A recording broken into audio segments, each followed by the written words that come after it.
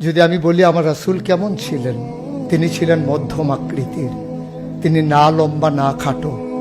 তিনি কখনো বা যখন হাজারো মানুষের সামনে দাঁড়াতেন, বিদায় হজের সময়ে 1,40,000 সাহাবা যখন ময়দানে, তিনি যখন আস্তে করে উঠে দাঁড়ালেন, ওনার চাইতে অনেক লম্বা লম্বা মানুষ থাকার পরেও অবাক বিস্ময়ে সবাই তাকিয়ে দেখলো সবার উপর দিয়ে যে মানুষটির মাথা মুবারক দেখা যায় তিনি নবী মুহাম্মদুর রাসূলুল্লাহ সাল্লাল্লাহু আলাইহি ওয়াসাল্লাম। তিনি মধ্যমাকৃতির হওয়ার পরে সবার উপরে তার শির, সবার উপরে তার মাথা। সবাই অবাক বিস্ময়ে তাকিয়ে দেখলেন তার চুলগুলো হালকা হালকা কোঁকড়ানো। তিনি কখনো বা যখন চুলের ভিতরে তৈল দিয়ে আছড়াতেন, অবাক বিস্ময়ে মানুষ তাকিয়ে দেখতেন, মনে হতো চুলের মাঝে যেন মৃদুমন্দ ঢেউ দেখা যায়। তার কপালটা ছিল চওড়া শুভ্র, তার চোখের ভ্রুগুলো ছিল ধনুকের মতো বাঁকা, তার চোখগুলো ছিল টানা টানা ভাসা ভাসা, তার চোখের পাতাগুলো ছিল গোলাপের পাপড়ির মতো। তিনি কখনো বা যখন চোখের পলক ফেলতেন, অবাক বিস্ময়ে মানুষ তাকিয়ে দেখতেন, মনে হতো মৃদুমন্দ বাতাসে গোলাপ পাপড়ি দোল খাচ্ছে। তার চোখের সাদা অংশ ছিল রক্তিমাভ সাদা, কালো অংশ ছিল তার কৃষ্ণ কালো। তার ঠোঁটগুলো ছিল গোলাপি রঙের, তার নাকটা ছিল খাড়া, ছিদ্রগুলো ছিল ছোট ছোট, নাকের নিচে ঠোঁটের উপরে ছিল চিকন সরু গোঁফ। তিনি কখনো বা যখন মুচকি হাসতেন, তার গোলাপি রঙের ঠোঁট দুটো যখন একটু ফাঁক হয়ে যেত আর দাঁতগুলো যখন বের হয়ে যেত, মানুষ অবাক বিস্ময়ে খুঁজত কোথাও যেন বিজলি চমকিয়েছে। তিনি যখন প্রচন্ড গরমের মাঝে ঘেমে সিক্ত হতেন, কপালে তার মুক্তার দানার মতো ঘাম জমে যেত। তিনি যখন দৌড়ে দৌড়ে তার বিবিদের ঘরে যেতেন, আমাদের মায়েদের ঘরে, আল্লাহ রাসূল সাল্লাল্লাহু আলাইহি সাল্লাম ঘরে ঢোকার পরে মায়েরা দেখতেন কপালের মাঝে মুক্তার দানার মতো বিন্দু বিন্দু ঘাম জমে আছে।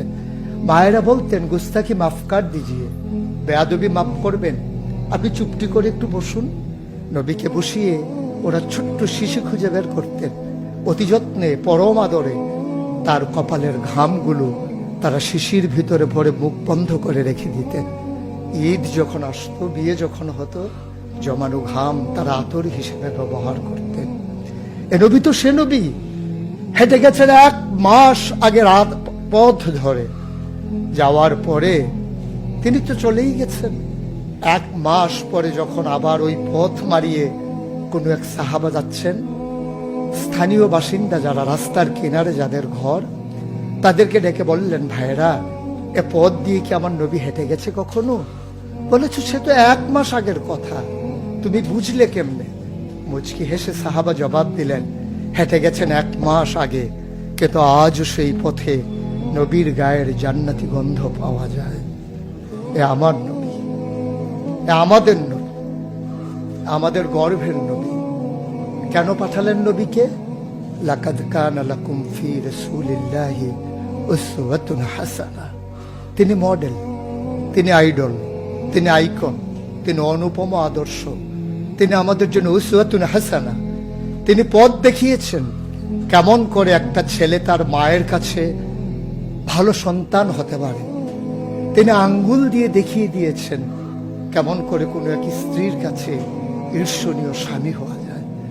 তিনি আচরণ করেছেন মা আয়েশার সাথে এমন যে আচরণ আজও যদি কোনো মেয়েরা করে তাহলে তার স্বামী হবে তার কাছে সেরা স্বামী।